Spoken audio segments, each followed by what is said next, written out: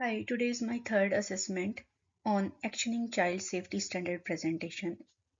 S- Moving to the next slide, I'll discuss about basically three standards, that standard 2, standard 4 and standard 5. According to the standard 2, it's explain how integrating child safety and well-being into leadership and governance. Standard 4 basically consider about the families and communities in safety practices, and the last standard is standard 5. It's describe about the equity and honoring the diverse needs of children. According to the Department of Education and Training Victoria 2016, these standards support the development of a child-safe environment built on accountability, partnership, and respect for the individual backgrounds and experiences of every child. That according to these three standards, we came to know about all these standards provide equity access to all the children, whether they are belongs to the Aboriginal as well. Moving further to the third slide, it reframing the safety as a cultural commitment.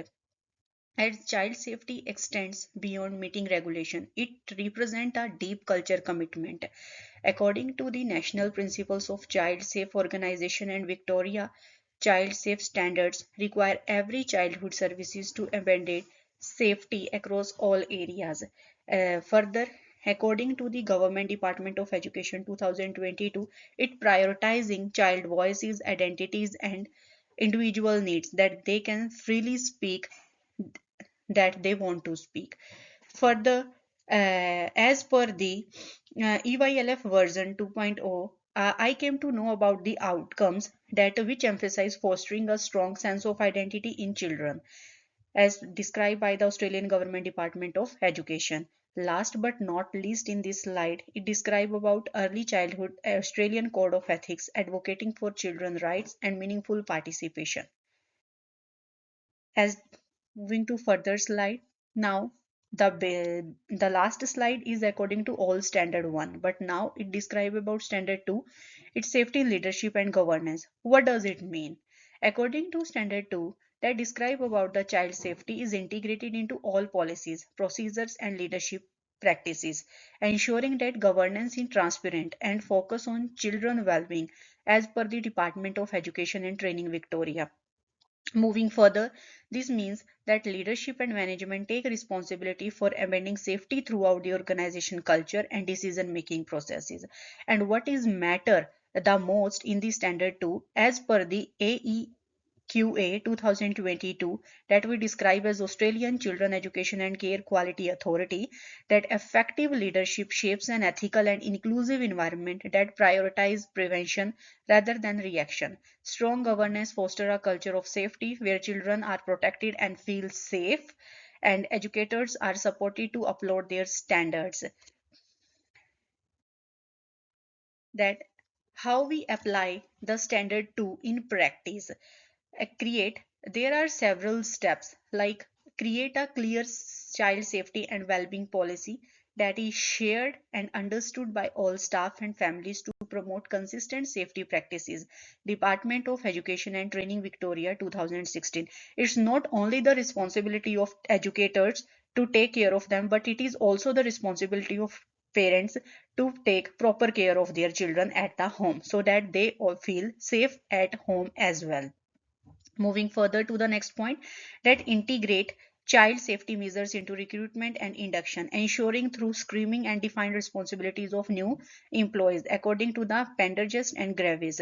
That's the basic term that describe in the induction to a new educator that what are the policies and procedures of their kindergarten or long day cares, that how they take care of them and what are their dietary plan, their routine meals, so the new employee, the new educator can take care of them as well.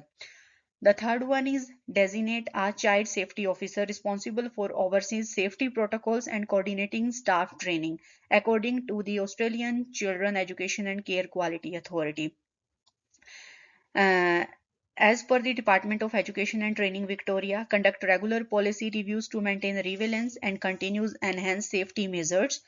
And the last but not least, hold reflective leadership meetings to discuss ethical challenges and ranging collective accountability within the team. Basically, It is also the duty or responsibility of the educator to make the regular family and teacher interviews so teachers can interact with the parents about the well-being of the child, that what are the growth and how the child behave and how the child react in every situation. So it's also the responsibility of the educator to describe all the well-being, all the activities to their parents and make the record in their classrooms. Moving further to the next slide, that's according to standard 4, partnering with families and communities. That what is means. Standard 4 recognize the crucial roles families and communities play in protecting children. Every childhood service must actively involve families through ongoing communication and meaningful consultation regarding child safety. That, as I described earlier little bit in some points in standard 2, that it's the basic responsibility to maintain the equilibrium balance between the families meeting and the teacher meeting with each other regarding the activities of their children. Further, this arrangement is continuous and collaborative, ensuring families are respected, included that we have a voice in decision affecting their child well-being. That it is also the duty of the educator to take the photographs and to make the videos of the playing and to interacting with other children so they can show to their families as well that how they play with other children in the classroom. So it's also like on the basis of social interaction with other children. What is matter the most in child standard 4? Fam According to the Evermind, such corporation helps provide culturally respectful care that acknowledge and support children diverse background and needs. Further, enhancing families and communities in this way creates safer, more welcoming environment where children's right and welfare are prioritized. And even family serves as children first and most important teachers and caregivers, developing genuine partnership with families, fostering trust and promote a shared understanding of safety and well-being. According to the National Aboriginal and Islander Child Care. As I worked in the childcare as a placement teacher, so I give an example here that the all the children we are communicate with them that there is a aboriginal song, the power of the land, that it we sang this song on the behalf of respect to give that respect to give that particular culture, and every children enjoy to sing that song with the hand expressions, with the gestures. So it also give respect to other culture that we considered as aboriginal or Torres Islanders. As moving further, that how we applying standard 4 in practice, that we also considered journal factors, the main prioritized factors in standard 4, like invite families to participate in curriculum design and safety procedure to ensure transparency and there is view are included in respective. Basically, there are several excursions that we do on the daily basis in long day care and kindergartens, that going to the hospital, going to the aged cares, so they can meet with the old people and old people meet with them, so they can interact with them and create a good memory. Further, collaborating with families and communities to develop engagement plans that encourage shared involvement in promoting child safety and well-being within the services as per the Australian Government Department of Education. Moving further, organize community meetings or yarning circles where families can openly discuss children's safety, right, and culture expectations, fostering trust and connections. And utilize inclusive communication tools like translated newspaper and visual support to ensure all families, including those from diverse cultures and language background, can easily access important information. It's also according to the Department of Education and Training Victoria. Organize community meetings or yarning circles where families can openly discuss children's safety, rights, and culture expectation, fostering trust and connections. So it is very important for both the teacher and the for the families to create a community engagement with each other so that their child can feel active, safe in the curriculum. Moving to the next slide, it's a standard 5 that describe about the equity and diversity, that every basically it describe about the equity and diversity, that every children have the right to access education, to access in every community engagement so that they can't feel alone. Standard 5 basically highlights the importance of and acknowledging and addressing the unique backgrounds, abilities, and challenging experienced by each child and their family. This include taking in account differences related to culture, disability, traumas, and socio-culture status. Further, equity into all service policies and everyday practices ensure every child receive the support they need to thrive and participate fully in their early learning environment, as per the Australian Children Education and Care Quality Authority. What's the matter most in these standard 5? Children who experience exclusion or disadvantage at a greater risk of harm and disconnection. Responsive inclusive approach helps support these children individual needs and foster the sense of safety and belonging. Valuing each child's right identity and background build resilience and authentic inclusion within the service. Further, promoting equity leads to improved well-being and contribute to a fairer and more supportive early childhood context.